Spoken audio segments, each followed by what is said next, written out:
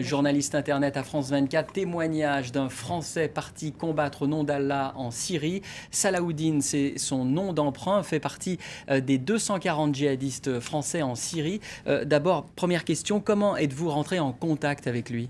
Sur Facebook, tout simplement. C'était un de mes contacts et tout a commencé le 27 janvier aux alentours de 22 heures.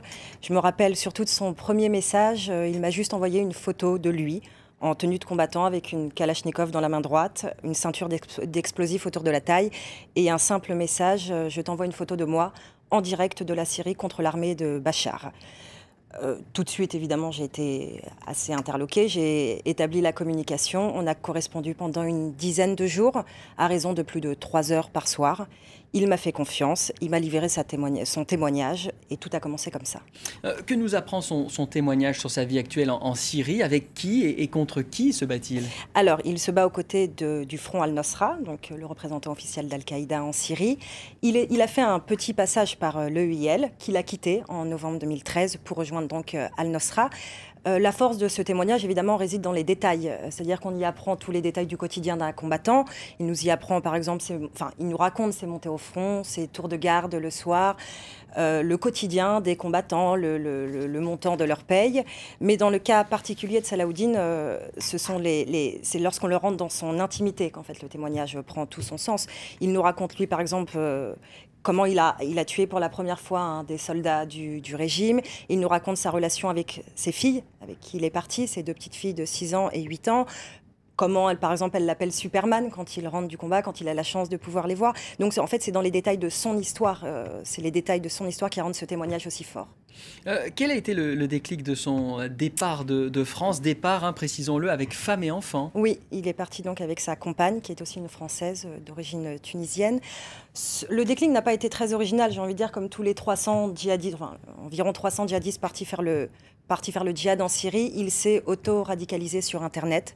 Il a écouté pendant des mois entiers, les prêches de différents intégristes, dont ceux de Ben Laden.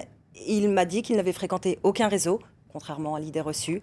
Il a préparé son voyage. Il a retiré pendant des jours entiers 1 000 € à la banque. Et tout s'est fait naturellement. Et un jour, il s'est réveillé. Il m'a dit: j'ai pris mes affaires, ma femme, mes enfants, et je suis parti. En humanisant quelque peu le témoignage, est-ce que vous risquez pas d'inciter de nouveaux candidats au djihad? Ah oui, alors je sais que certains ont pu trouver ce témoignage un petit peu dérangeant, parce que je l'ai, oui, en effet, un peu humanisé, parce qu'on se connaissait.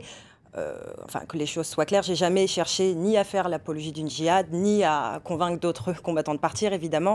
C'est juste que j'ai cherché à retranscrire son histoire et ses sentiments tels qu'il me les a, lui, retranscrits par téléphone et sur Facebook. Je n'ai jamais cherché à en faire ni un héros, ni un martyr, ni un héros de guerre. Est-ce que vous avez des nouvelles depuis? Je n'ai plus de nouvelles de lui depuis le 8 février.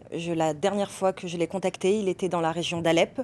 Je sais qu'il y a eu une grosse offensive du régime dans cette région. J'ai appris qu'il s'était blessé au bras. Je n'ai pas pu vérifier cette information. Il aurait pris un éclat d'obus au bras et à la cuisse. Mais je n'ai pas pu vérifier. Il n'a plus donné signe de vie sur Facebook depuis donc, le 8 février. Une dernière question. Qu'est-ce que vous retirez, vous, de cet échange particulier avec un candidat au djihad? C'était assez déconcertant, encore une fois, parce que je le connaissais. Ça a été très compliqué d'ailleurs d'écrire cette histoire, puisque j'étais un peu tiraillée entre l'affect et cette prise de distance journalistique que je devais garder constamment à l'esprit pour ne pas trop me mettre en scène, trop trahir notre proximité. Donc ça a été un exercice compliqué et assez dérangeant, je dois l'avouer. Merci Charlotte Boittiau. Le témoignage de Salahoudine à retrouver en intégralité sur france24.com et en partenariat avec le journal Libération qui fait sa une dessus. Vous le voyez sur votre travail. Merci Charlotte. Merci. 13h50, l'heure de voir ce qu'il y a dans l'actualité sur la toile, sur le net, revient, vous allez le voir.